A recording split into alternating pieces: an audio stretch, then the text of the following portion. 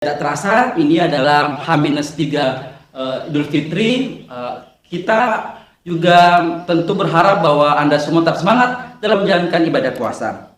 Sore ini kita bersama-sama berada di live talk show Ngabuburit AM3 yang dipersembahkan oleh AM3 Uridu.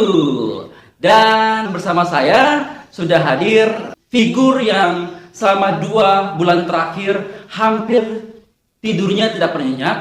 Ya paling sekitar 3 jam saja, kemudian sahur di posko, buka puasa di posko. Kita langsung saja menyapa beliau, Sekretaris Tim Percepatan Penanganan COVID-19 Kabupaten Bone, Bapak Rey Febrianto. Assalamualaikum Pak Rey. Waalaikumsalam warahmatullahi wabarakatuh. Salam tangguh buat kita semua. Baik, terima kasih sudah bersedia di tengah kesibukan Pak Rey untuk bersama-sama berbagi informasi kepada gengs Bone terkini, dan topik kita adalah persiapan Lebaran di tengah pandemi. Tentu ini sebuah hal yang dilematis Pak Rey, sangat-sangat berbeda.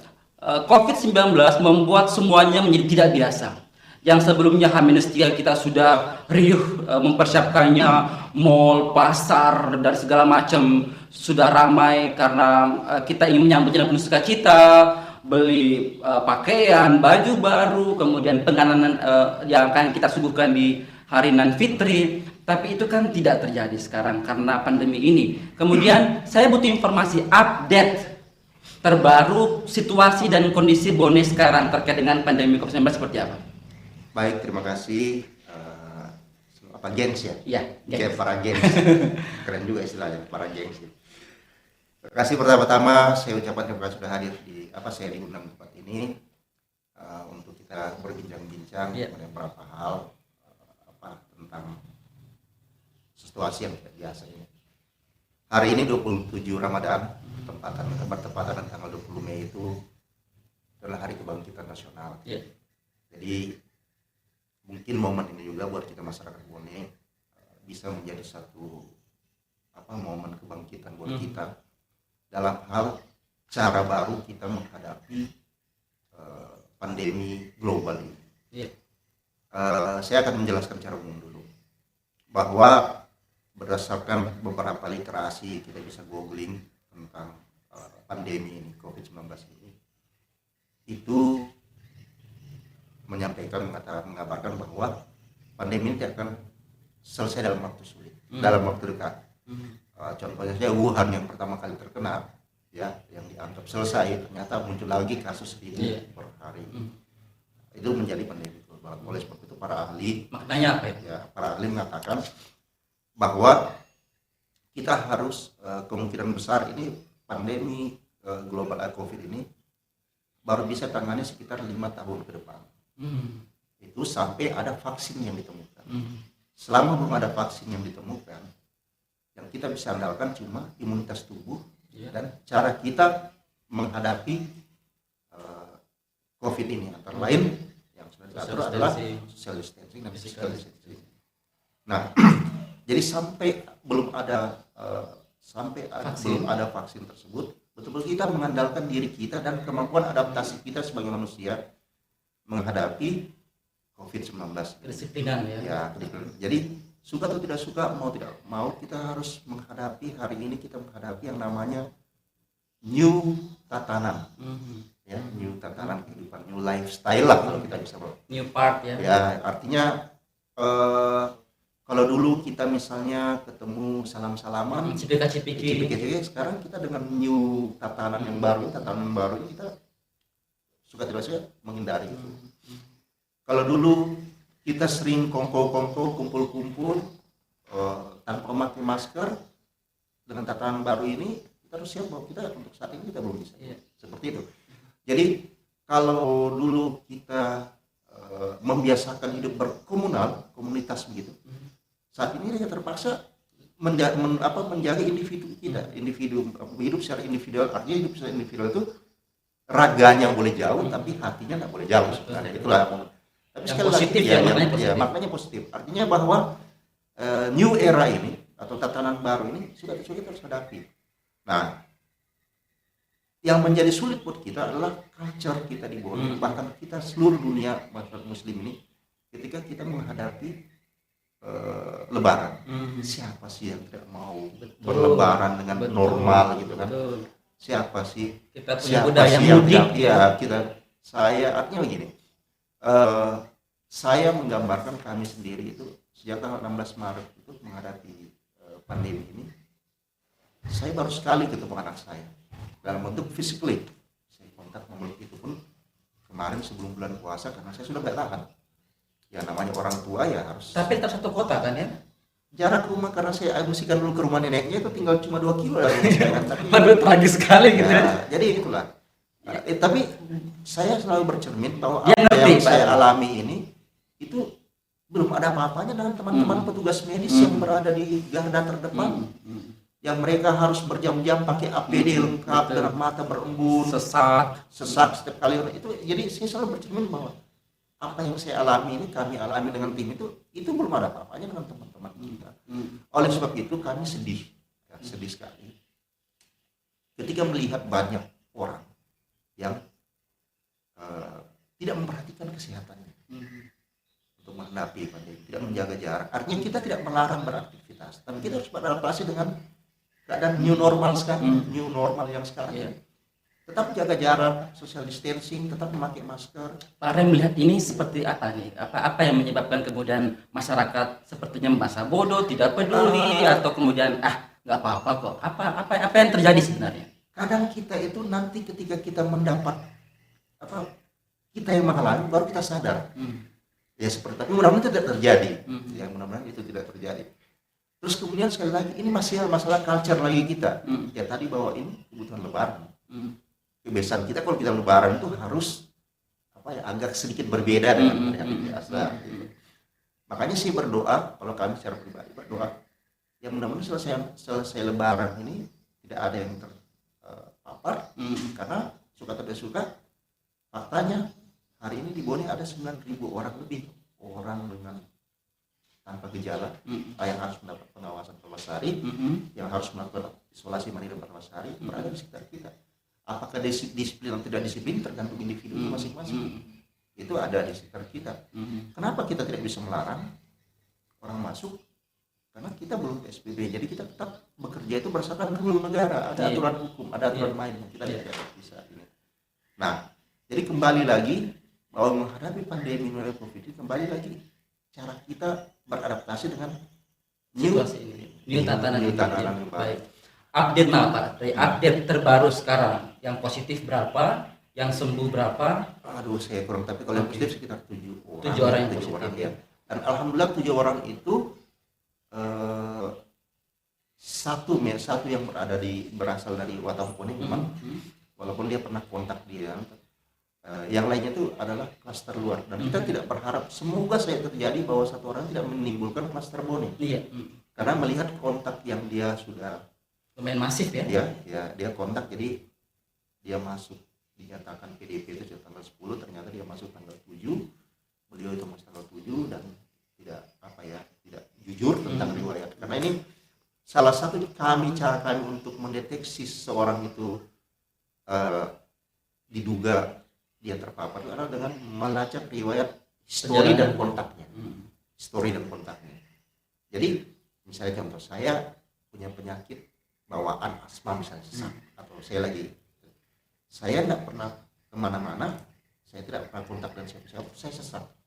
Ketika saya masuk rumah sakit tentu penanganan seperti biasa. Sekalipun saya cuma demam biasa, tapi ketika saya bilang, saya semalam dari Makassar dan semalam dari Jakarta, masih penanganan seperti itu. Apalagi udah dengan gejala sesak napas. Namun berdasarkan pengalaman kasus yang Bone 07 tadi itu, maka kami merubah protokoler kita bahwa siapapun yang masuk masuk rumah sakit dengan gejala seperti COVID dengan pandemi ini harus tetap dilakukan protokol medis. Jadi kita menggunakan asas sebaliknya. Setiap orang yang masuk dengan gejala COVID dianggap COVID sampai ada hasil tes yang menyatakan sebaliknya. Gitu. Itu yang kita lakukan sekarang. Kenapa? Itu untuk menghindari antisipasi seperti yang terjadi sekarang. Hari ini ada sekitar 30 orang tugas medis yang terpaksa diisolasi. Sedangkan kemudian itu dianggap sebagai hal yang berlebihan begitu. Khawatirnya nanti kemudian ada yang meninggal setelah dikeluarkan hasil swab yang ternyata negatif, tapi kemudian protokol pemakamannya justru menggunakan protokol COVID-19. Ya, suka atau tidak suka inilah protokol yang berlaku, dan sekali lagi kita jadi saya kasih ilustrasi begini. COVID-19 adalah sesuatu yang baru. Tidak ada orang yang siap, kami sendiri, kami juga tidak siap untuk menghadapi ini. Secara jujur, tidak ada satu negara pun, bahkan negara besar Amerika, Cina itu kolaps menghadapi ini. Dan sampai hari ini belum ada satu rujukan yang baku. Bagaimana menghadapi ini? Kita di Bone, apalagi kita yang di Bone dengan segala keterbatasan. Ya, makanya saya ambil contoh seperti ini. Jumlah perawat kita di Bone terbatas. Saya pernah menulis 30 orang diisolasi. Artinya tugas 30 orang ini akan diambil alih oleh teman-teman. Otomatis beban tugasnya akan bertambah. Nah, coba kita bayangkan 10 orang saja positif misalnya terpapar karena ketidakdisiplinan kita, ya, dan mulai tidak terjadi masuk, akan bagaimana dampak itu? Tugas kita terbatas. Itu yang seperti itulah. Jadi yang kita lakukan sekarang itu adalah selalu mencoba trial by error, coba belajar evaluasi, dan sekali lagi saya juga dengan melalui momen ini, saya berharap kita semua mengapresiasi kerja teman-teman terutama seluruh masyarakat, masyarakat. Kenapa saya bilang begitu? Bahwa Bone ini adalah wilayah yang luas, 27 kecamatan. Jumlah penduduknya hampir 900.000. Ya kan?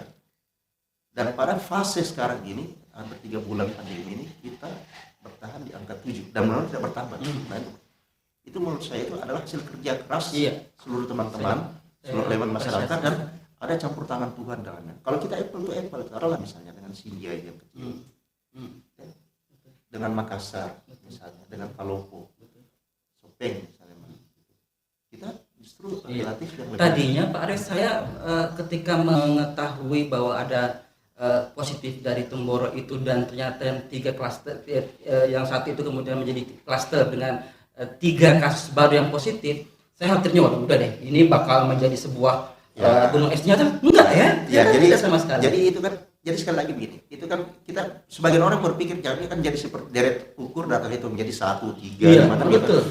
Jadi saya menceritakan bahwa cara kerja kami ini mungkin agak sedikit panjang. 14 hari pertama pada saat itu dibentuk gugus tugas, kami dipercayakan sebagai ketua gugus sampai ada peraturan. Kepala daerah. Ya. Waktu itu kami melihat situasi kita. Jadi sebagai ibaratnya kita mau berperang, kita pakai apa gitu kan? Kita mau pakai apa? Apa yang harus kita siapkan? Persenjataan kita dan tentara garda terdepan itu adalah petugas kesehatan dan fasilitas pelayanan kesehatan. Jadi saya yang bertanya dulu, saya menghitung berapa sih APD kita, berapa sih tenaga medis kita, berapa sih alat-alat yang bisa digunakan menghadapi deteksi COVID. Ternyata mohon maaf, dari sekitar hampir 30 puskesmas kita dan fasilitas kita, itu termometer inframerah itu tidak lebih 10 pada saat itu. Jadi menjadi hal yang luar biasa. Jadi ibarat kayak berperang, kita berperang pakai bambu runcing. Tapi suka atau tidak suka, harus kita hadapi. Kami harus hadapi. Karena tugas kami, sekali lagi, prinsip kami dalam bekerja adalah salus populi suprema lex exto. Keselamatan masyarakat adalah hukum tertinggi bagi suatu negara. Jadi tugas kita suka tidak suka dengan segala keterbatasan adalah mengoptimalkan itu. Nah, oleh sebab itu, karena kita melihat bahwa penyakit di bawah orang, maka strategi yang paling logis yang bisa dilakukan adalah dengan memanfaatkan kemampuan kita, kemampuan pemerintah adalah marking orang, marking man. Jadi setiap orang datang bukan dijaga di perbatasan, tapi setiap mereka datang di satu tempat di wilayahnya, maka mereka harus didata by name by address, ditandai, diawasi, disarankan untuk melakukan protokol mandiri semua 14 hari itu. Nah, itu yang kita lakukan. Nah, itulah kenapa kalau kita melihat jumlah ODR yang kalau kita boleh kode ID itu 9.000 orang, itu artinya bahwa petugas kita bekerja 9.000 orang adalah by name by address. Semua terdata ya. Semua terdata by name by address, dan itu yang kita bangun. Nah, kembali ke kasus tadi klaster Temboro. Mereka datang tanggal 18 April. 15 April kami dapat informasi, maka petugas-petugas kami itu sudah mengecek tujuan mereka di mana. Maka petugas-petugas kita, petugas surveillance kita sudah pergi ke sana mengecek, menyiapkan protokol isolasi mandiri di rumahnya masing-masing, mengaturkan, menyampaikan kepada keluarga yang boleh dan tidak boleh mereka lakukan. Contoh berbagi pakaian pribadi, berbagi alat pribadi, berbagi alat makan pribadi. Kalau bisa kamarnya di lantai 2 atau apa, terpisah, terpisah. Jadi hal-hal seperti itu. Dan itu berhasil ya? Dan itu dipantau setiap hari oleh petugas, baik melalui phone ataupun didatangi. Kan ternyata keluarga dari 3 positif itu pun semuanya negatif. Karena itu tadi, karena kita bersyukur sekali lagi ada campur tangan Tuhan di dalamnya. Iya. Dan Luar biasa. Adik-adik kita itu betul-betul Imunnya tinggi ya Pak? Ya, imunnya tinggi dan mereka menjalankan dengan baik. Gitu. Pak Ren, mudik yang menjadi sebuah keharusan menjelang Lebaran. Ini tentu hal yang dilematis yang dihadapkan oleh para satgas, termasuk bagi mereka yang sedang langsung di perbatasan. Tentu tidak mudah. Pasti ada mobilisasi yang tinggi 1-2 hari terakhir, Pak Ren. Tentu juga tugas para petugas di posko juga semakin bertambah. Tidak mungkin ditolak kan Pak Rey, tapi kemudian dijaga seketat-ketatnya. Nah, Pak Presiden Jokowi juga sudah menginstruksikan bahwa jangan mudik, larang mudik. Tapi kata Pak tadi bahwa Bone belum PSBB gitu, dan mau tidak mau pendatang tetap harus kita silakan masuk, tapi dengan protokol yang ketat. Seperti apa sekarang kondisinya Pak? Ya, jadi memang ada arus peningkatan arus masuk di perbatasan utama kita. Jadi Bone Maros, Bone Sopeng, Bone Sinjai, pertama Bone Maros itu per hari sampai 2.000 orang masuk per hari. Ya, itu 2.000 itu dengan berbagai, ada yang cuma pulang pergi, ada yang melintas, ada yang tinggal gitu. Artinya 2.000. Dan kami tahu petugas-petugas itu pasti lelah, capek, jenuh, ya bebannya itu, dan mungkin juga dengan insentif yang tidak terlalu besar. Tapi sekali lagi adalah tugas kemanusiaan, tanggung jawab kita semua. Dan saya berharap teman-teman kita tetap semangat, yang berada di perbatasan tetap semangat, karena di mereka lah harapan kita semua, ya, sebagai saringan pertama untuk ini. Terus kemudian itu yang pertama. Yang kedua, kami berharap juga para orang warga Bone yang baru datang mudik, oke lah, kita boleh mudik masuk ke Bone, berkumpul bersama keluarga, tapi tolong tetap patuhi isolasi mandiri, tetap social distancing dan physical distancing. Kenapa? Jangan sampai Anda mudik, ya Anda tidak tahu diri Anda itu harus bawa carrier, sebagai pembawa kemana-mana, ketemu teman, bersih, hello, bla bla bla gitu. Nah, ada kasus kemarin warga kita sekitar 30 orang lebih itu yang dari Tawau, itu deportasi. Nah, banyak netizen bertanya, kenapa harus dijemput? Kenapa harus dijemput? Pertama, mereka adalah orang-orang yang terbuang di negara orang, ya pada saat itu.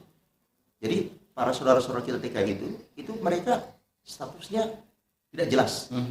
Di negara tempat mereka bekerja ditolak, ya kan? Ya mereka tidak berbeda kan, kalau misalnya saya di Bone, saya harus mudik ke kampung saya punya rumah, saya bisa hidup di sini dengan nyaman, ya, dengan walaupun keterbatasan, tapi mereka itu orang terbuang.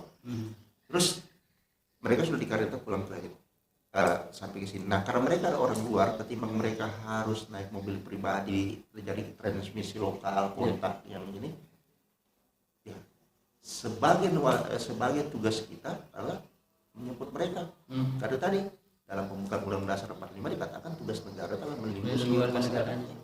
Itu masyarakat kita di luar negeri, tugas kita adalah dan penting juga dihadirkan mereka menjadi carrier gitu ya. Dan yang paling penting adalah mereka itu disiapkan seperti tadi kasus pelajaran klaster Temboro, ya. Jadi disiapkanlah mereka protokol isolasi mandiri. Kalau mereka tidak mau, memang tidak siap ini, kita bawa di rumah singgah kita. Seperti itu yang kita lakukan. Protokol itu yang kita lakukan. Namun demikian, apapun yang kita lakukan, ya, karena ini hal yang baru, itu pasti akan melakukan pro dan kontra. Pasti akan banyak pro dan kontra. Ya, tapi kami juga baru belajar menghadapi situasi ini, dan sistem kami tadi trial by error, coba belajar karena kita tidak punya rujukan. Sekali lagi, kita tidak ada satu negara yang punya rujukan baku untuk menghadapi pandemi ini. Ya, seandainya ada satu rujukan baku, maka Amerika pasti survive. Italia yang dengan segala kelengkapannya pasti. Arab Saudi bahkan tadi di rapat Forkopimda, Kandep Agama mengatakan bahwa laporannya tiap hari 1.000 kasus positif di Arab Saudi, sehingga Masjidil Haram terpaksa harus ditutup kembali. Jadi memang belum ada. Betul. Nah, sekali lagi, satu-satunya jalan adalah kita harus mampu beradaptasi. Kita harus mampu beradaptasi menghadapi keadaan seperti ini, bahwa masyarakat harus siap menerima apa yang disebut dengan new era. New era, tatanan baru untuk sementara. Itu dia persoalannya Pak Ray. Ternyata new era itu belum bisa dipahami sepenuhnya oleh masyarakat. Per hari ini saja, kalau Bapak melihat seperti apa kondisi pasar, macetnya luar biasa. Social distancing, physical distancing, tidak ada lagi. Ini sebuah hal yang memilukan gitu menurut saya. Jadi saya itu selalu berkata begini. Saya ingin mengatakan begini. Tolong mari kita hargai apa yang sudah dilakukan oleh petugas-petugas kita, ya, petugas posko. Buat apa daerah, negara mengeluarkan dana sebesar itu? Sebesarnya puluhan miliar. Kalau pada akhirnya kita sendiri tidak mampu menjaga diri kita, melakukan social distancing. Hargailah, tolong, walaupun cara masyarakat bantulah para kami, petugas-petugas medis di garda terdepan yang selama ini harus menahan diri untuk tidak pulang ke rumah, tidak bertemu keluarganya, untuk melindungi dirinya. Petugas medis kita terbatas, ya. Fasilitas kesehatan kita terbatas. Jadi kalau bukan kita masing-masing yang menjaga diri kita, siapa lagi yang akan menjaga diri kita itu? Itu menjadi hal yang menjadi apa ya? Jadi oleh sebab itu saya, dan jika diberikan sanksi pun juga tidak boleh, karena nggak ada aturannya belum. Kita belum PSBB. Betul-betul sekarang kita harus bisa melihat dan apa ya? Dan dalam undang-undang sendiri dikatakan yang bertanggung jawab terhadap kesehatannya, individu masyarakat kesehatan itu adalah masyarakatnya sendiri. Pemerintah menyiapkan fasilitas kesehatan. Gitu. Jadi pemerintah tidak bertanggung jawab kalau misalnya ya saya sudah tahu di situ ada penyakit, saya sudah tahu minum alkohol misalnya akan menimbulkan berbahaya, atau merokok berbahaya, ya kan? Terus saya tetap merokok, itu bukan tanggung jawab pemerintah, itu tanggung jawab individu masing-masing, bahwa individu masing-masing bertanggung jawab akan kesehatannya. Pemerintah cuma menyiapkan fasilitas kesehatannya. Itulah yang hukum negara. Nah, tapi oleh sebab itu, namun sekali lagi, karena tugas kita adalah ingin menyelamatkan nyawa manusia, ingin melindungi masyarakat Bone, ya mari kita sama-sama berelaborasi bersoliditas bahwa sadarilah negara sudah mengeluarkan dana yang luar biasa banyak untuk menangani pandemi ini. Itu menjadi sia-sia kalau kita tidak mampu juga menjaga diri sendiri. Sekiranya baik. Persiapan Lebaran di tengah pandemi itu topik kita sebenarnya. Tidak ada sebenarnya yang perlu kita persiapkan secara berlebihan ya Pak ya. Karena memang nggak akan ada silaturahmi, nggak akan ada sholat Id di lapangan Merdeka kan ya. Betul. Bisa dijelaskan Pak? Pak Bupati kemarin sudah menginstruksikan bahwa akhirnya diumumkan tidak boleh melaksanakan sholat Id berjamaah di lapangan atau di masjid. Betul. Silakan. Ya, jadi tadi hasil rapat Forkopimda bersama Majelis Ulama dan organisasi Islam mengambil satu kesepakatan, menghimbau. Ya. Jadi sekali lagi ini adalah himbauan bahwa kewajiban pemerintah, kewajiban MUI adalah menghimbau masyarakatnya untuk menghindari hal yang tidak kita inginkan. Salah satunya adalah dengan tidak melakukan sholat Id di lapangan dan di masjid. Itu tadi ada hasil kesepakatan para orang tua kita, para guru kita, majelis ulama. Kembali lagi adalah himbauan ya. Itulah himbauan. Artinya kembali ke diri kita masing-masing. Nah, tugas kita adalah menghimbau. Dan kita berharap ini bisa dipatuhi. Dan saya yakin ketika orang-orang tua kita, majelis ulama mengatakan itu sudah dengan keilmuan dan keilmuan yang yang bisa dipahami dengan baik. Ya, keilmuan yang bisa dipertanggungjawabkan lah. Baik. Pak Ray, kita tak terasa sudah berada di penghujung acara kan ya? Ya, dan Pak Ray apa nih yang menjadi pesan terakhir, closing statement Pak Ray terkait dengan topik kita berlebaran di tengah pandemi, kemudian juga kembali lagi mengingatkan masyarakat Kabupaten Bone untuk kemudian mulai disiplin gitu, bahwa ini nggak main-main loh. Bahwa pertama COVID-19 itu adalah wabah yang sampai sekarang belum ada satu rujukan untuk menghadapinya. Belum ada satu negara yang siap menghadapinya. Dan COVID-19 itu sampai sekarang belum ada obatnya. kita masih mengandalkan adalah imunitas kita, ya. Iya. Dan cara kita menerapkan social distancing dan physical distancing dalam menghindarinya. Yang ketiga adalah suka atau tidak suka, mau atau tidak, kita harus siap menerima yang namanya tatanan baru dalam kehidupan kita selama masa new era buat kita. Ya, yang selama ini kita tadi berkumpul-kumpul, salaman, tidak ada batas, maka dengan new era ini kita harus siap menjaga jarak, tidak bersalaman dulu, cuci tangan yang baik, menjaga kebersihan, meningkatkan tubuh, menggunakan masker dan keluar, ya kan? Seperti itu dan dan yang paling utama adalah mengenali gejala-gejalanya untuk bisa menangani. Baik. Terima kasih Pak Ray, motivasinya dan pencerahan ini sangat bermanfaat untuk para gengs di manapun berada. Dan pemenang kuis untuk edisi hari ini 27 Ramadan adalah _adat_team ya. Kemudian juga selamat ya. Kemudian juga untuk @cena 15_ dan juga untuk @sulka_ulandari. Selamat untuk 3 pemenang, nantinya akan langsung berhubungan dengan tim kreator dari talk show ini. Dan ingat, internet setiap hari dengan Freedom Quota harian, kamu bisa mendapatkan kuota 1 GB per hari selama 28 hari.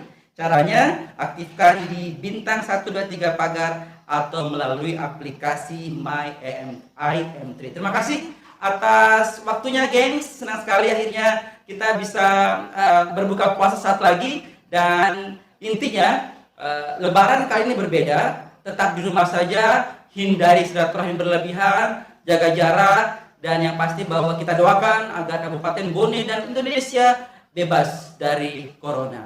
Saya Imran dan Pak Ray pamit. Terima kasih kebersamaannya. Sampai jumpa lagi. Kita tutup dengan salam tangguh ya Pak ya. Salam tangguh. Sampai jumpa.